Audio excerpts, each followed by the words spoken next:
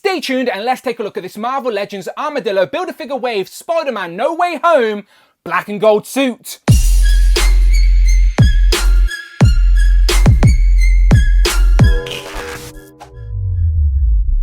Pow and welcome back to the channel, Dan Who Reviews. As always, my name is Dan W. Make sure you are following me on Instagram at It's Dan Who. And remember, you can now hit that join button and become a channel member as well. Quite simply show some love or join the members club. Much appreciated. Today we continue looking at this Marvel Legends Armadillo Build-A-Figure Wave, aka the Spider-Man No Way Home Wave. And in front of me we have the black and gold suits. Now, if you have seen the movie, you know why this suit came to be, but no spoilers in this review, I promise you. But even from the trailers, you can tell this suit isn't 100% accurate to what we finally see on screen. Now, I don't blame Hasbro for that. This figure is probably based off early concept art and then it was changed for the movie. Not Hasbro's fault. And until we get an accurate version, this will be a nice placeholder on the shelf because I just can't help but like the black and gold. It's just simple, smart. I like it. The red highlights don't bother me either, to be fair. He does come with a Build-A-Figure piece for the Armadillo as well, so not one you can skip if you're building him. There he is on the side, that same image on the back, as well as a very simple write-up that reads,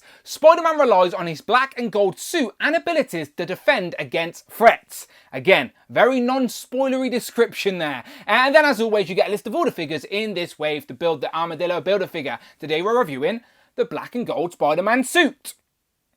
So again, if you have seen the movie, again, this suit makes sense. Everything in the film makes sense. It's a beautiful film. If you've not seen it, while you're watching this review, go and watch it. Let's open this up. Here we have Spidey out of the box with all of his accessories, and I say that very sarcastically because yet again Hasbro did Spidey dirty because he only comes with a set of interchangeable swipping hands, which makes sense for Spidey of course, but I wish he came with a little bit more. At least this box had a Build-A-Figure piece in for the Armadillo Build-A-Figures. So you know the score with these. I always build these and review these last, so subscribe to the channel, find the playlist, and we will build the Armadillo very soon. I'll move that to the side, and as I said, without the Build-A-Figure piece, like the integrated suit, this is all you get, one set of hands, which is a little unfortunate. But let's just think about the figure. Let's zoom in.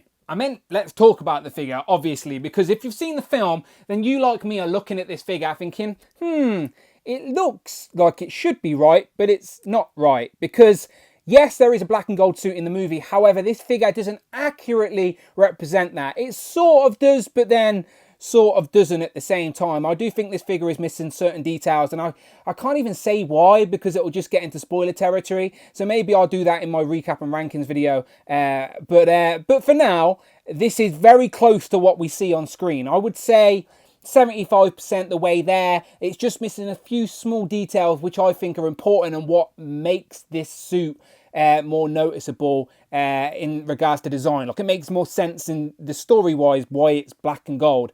But just as a black and gold Spidey suit, it is very nice. It's got the black base body, and then all the Spidey lines are sculpted in. And usually we're asking for those lines to be painted. Like, we're usually asking them to be painted black on the red suits. These are painted in gold, and it does look nice when the lines are painted in. Like, spinning it all the way around, even the Spider logo here on the back is gold, and then all the web lines that I've sculpted on the figure are gold as well. And the lines look pretty clean. So as a black and gold suit, it looks very nice, I must admit, but not 100% accurate to what we see on screen. So look at the arms. The arms have these red forearms as well. Now, again, a movie version didn't. So if that bugs you, you're going to have to paint these black, or I think I've seen Jay's Toys Collection UK get rid of them by using some nail varnish remover to get rid of the red, because in the movie there is no red, and he has it on both of these underarms here. There is some red and some blue and some slight colour to this uniform in the movie, but it's subtle, and it would have been really nice to see some of that throughout the rest of the figure. There is also, obviously it's not a spoiler, it's in the trailers, he has a device that Doctor Strange gives him on the forearm. Even the Hot Toy figure has it on. It would have been great to see that sculpted on here as well. And I'm saying all this because I've seen the film, and I would love I always want the most accurate representation to what we see on screen. But it's not Hasbro's fault. Hasbro get given concept art, and they can only make the figure based off that. So this is the figure they made. So it's not Hasbro's fault that they didn't get the concept art. It's just the way movies work, unfortunately. But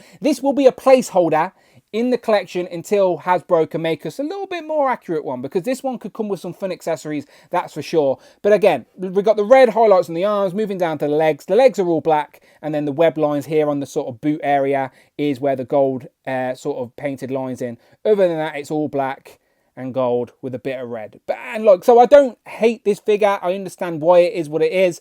I just hope one day we do get a more accurate version. In regards to articulation, it is what you would expect for a Spider-Man figure. Decent range, arms go all the way up. There is a butterfly joint so the arms can go in. Nice double joint on the elbow, decent enough, swiveled up down the top of the arm. Head looks up, looks down really good. Not so much a tilt, but you can swivel it, of course. The head's really good, actually, for swinging poses. Down really good as well. Ab crunch, pretty good. Forward, pretty good. Back. Legs go out pretty far, pretty good.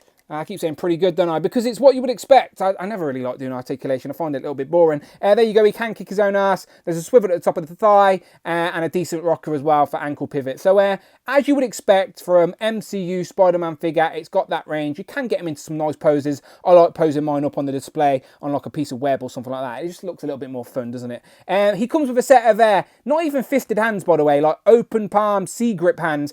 But obviously this Spider-Man has nothing to hold. So it is disappointing that we don't even get fisted hands. I always think that should come as standard, but we get C-grips, but I guess it's not hard to find or paint them black to make them more accurate, and even maybe find some black fists, maybe.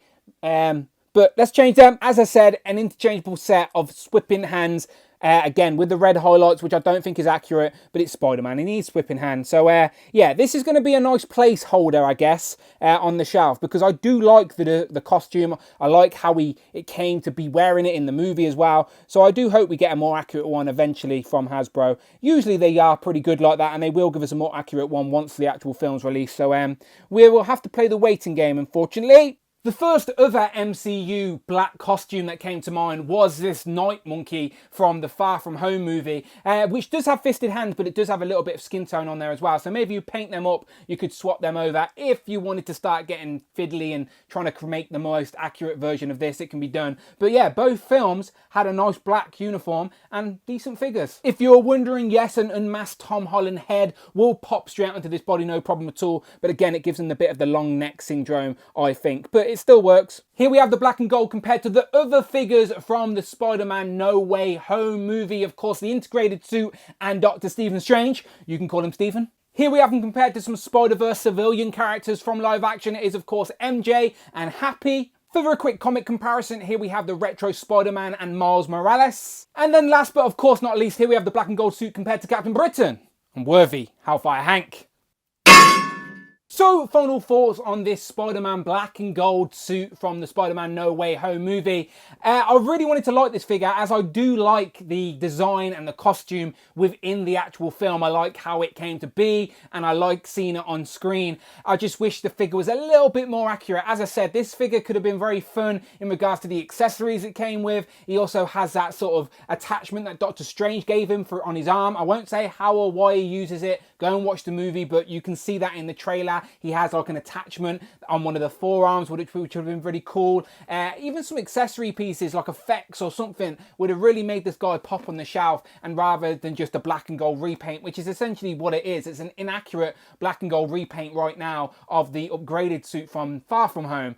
But it had potential to be so much more. So I'm not blaming Hasbro. Again, it's done off early concept art. They don't know what's going on through the movie. They're hidden in secrets as well. But now we've seen the film, hopefully Hasbro will come back around and give us a much more accurate black and gold suit from the movie. As I said, until then, this will be a nice placeholder, because I do like this design. I like the simple black and gold, and I like how it came to be within the concept of the film as well. And again, I hope for some accessories and that arm piece and all that good stuff. But until then, it can just be a black and gold costume on the shelf. You let me know what you think in the comments below. As always, did you like why you wore this in the movie? If you've seen the film, of course, no spoilers below. And what accessories could this guy come with? Let me know in the comments. All that good stuff. Go and check out the videos tab. Find the playlists. But for Marvel Legends reviews, please hit that subscribe button. And of course, you can always hit that join button and become a channel member as well. Much appreciated. Show some love or join the members club. Thank you very much. And as always, you can follow me on Instagram. It is Dan Who.